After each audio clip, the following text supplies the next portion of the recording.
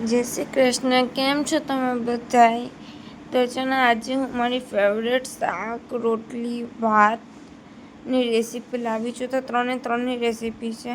તો 2 ટામેટાં, 1 બટાટું, 2 રીંગણા અને જીરીક એવી ચોળી લીધી છે. તે બંને મસ્ત મજાનું ઝીણું ચોપિંગ કરી લીધું છે. હવે છે ને ગેસ ઉપર એક કુકર મૂકીશું. કુકરમાં શુદ્ધ સિંગ તેલ એડ કરીશું આપણે, બરાબર. અને તેલ ગરમ થાય એની રાહ જોજો. તો જો તેલ ગરમ થઈ ગયું છે, હવે એમાં રાઈ નાખીશું અડધી ચમચી જેટલી. રાઈ થાય તડ રાઈ થાય એટલે એમાં એડ કરીશું આપણે જીરીક રાહ જોજો. રાઈ તૂટી જાય ને ત્યારે, એટલે ફૂટી જાય ને ત્યારે હિંગ એડ કરીશું. પછી અડધી ચમચી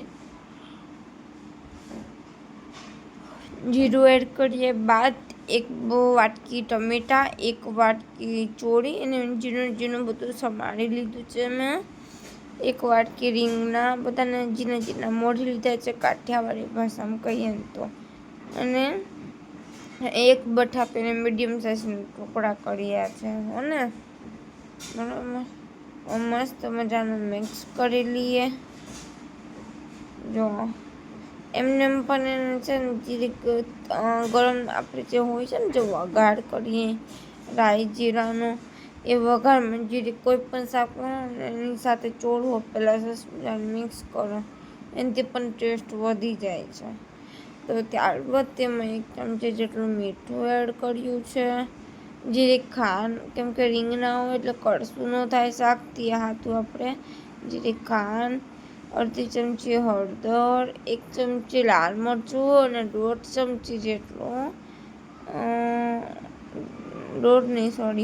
1 ચમચી ધાણા જીરું અને અડધી ચમચી ગરમ મસાલો એડ કરશું. ઠીક છે.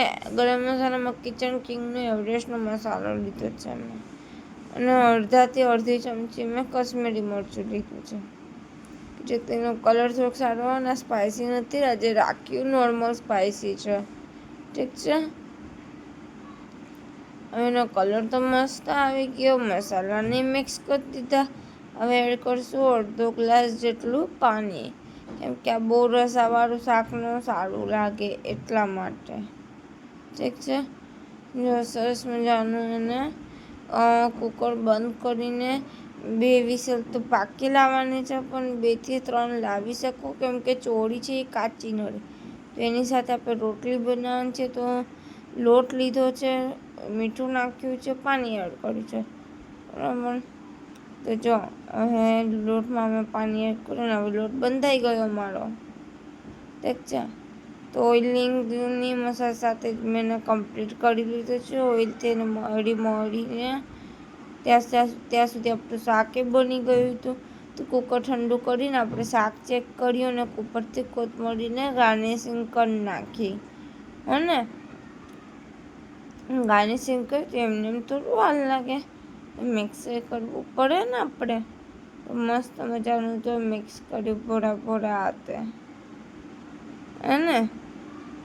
તો જો આપણો ફાઇનલ શાકનો રિવ્યૂ છે. ફાઇનલ શાક છે, દેખાવમાં આવું છે. 1 વાટકી ચોખા લીધા છે મેં, કેમ કે આના જોડે ભાત વગર મને નહીં ભાવતું, એટલે એને વોશ કરી લઈએ. 2 થી 3 વાર વોશ કરવાનું ચોખા, એનાથી ભાત એકદમ વ્હાઈટ થાય છે. અને જે વાટકી ચોખા લીધા એ જ 2 વાટકી પાણી એડ કરવાનું.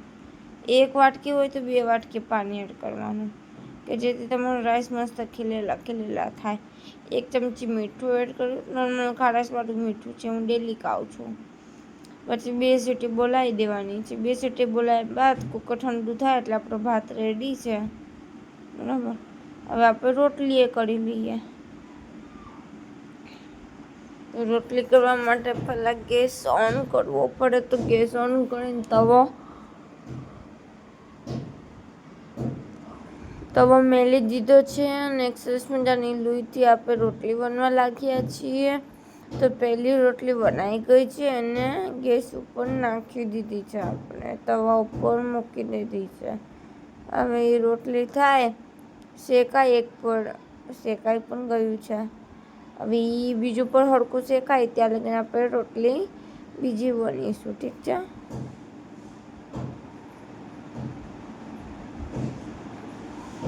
તો જો બીજી રોટલી પણ બનાવી ગઈ છે મારી.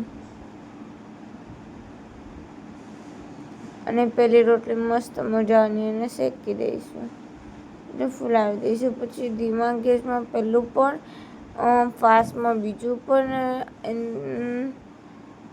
અને એનાથી જે ફાસ્ટ હોય ને લાસ્ટ જે થાય ફૂલ ફ્લેમ એમાં તમારે શેકવાની છે રોટલી.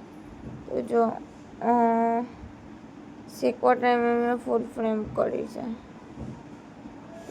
આપણી રોટલી રેડી છે, રોટલી તૈયાર છે. એકદમ સોફ્ટ રોટલી ઘીવાળી. હવે સર્વિંગ માટે કરીશું. એક વાટકી શાક લીધું છે મેં, બધું જે આપણે જે શાક બનાવ્યું હતું એ શાક લીધું છે. મારું ફેવરેટ છે આ શાક મિક્સમાં. ઠીક છે.